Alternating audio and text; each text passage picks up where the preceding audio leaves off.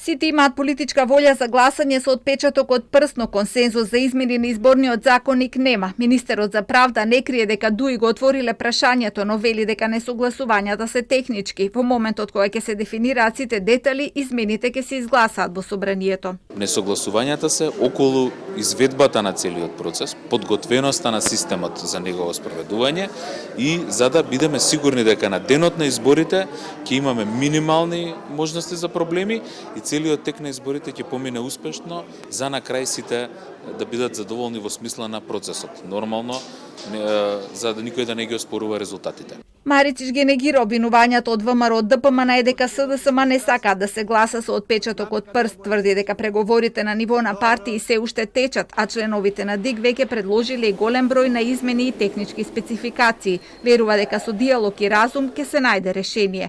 Од ДИК апелираат тоа да се случи што побрзо, за да може и технички да се изведе целиот процес. Ќе бидат потребни неколку месеци за да се распише меѓународен јавен тендер за набавка на опремата, вградување во серверите на ДИК и на МВР и обука на тие што ќе работат со скенерите. Вела дека тие направиле се што е во нивна моќ, чекаат да се договорат работните групи. Во законот нема кои работи треба да ни ги дадат, односно нема дека треба да ни ги дадат отпечатоците на прст, да се имплементира во членот 43 алинеја 7 и членот 108а малку да се измени за да може да се спроведе за изборите.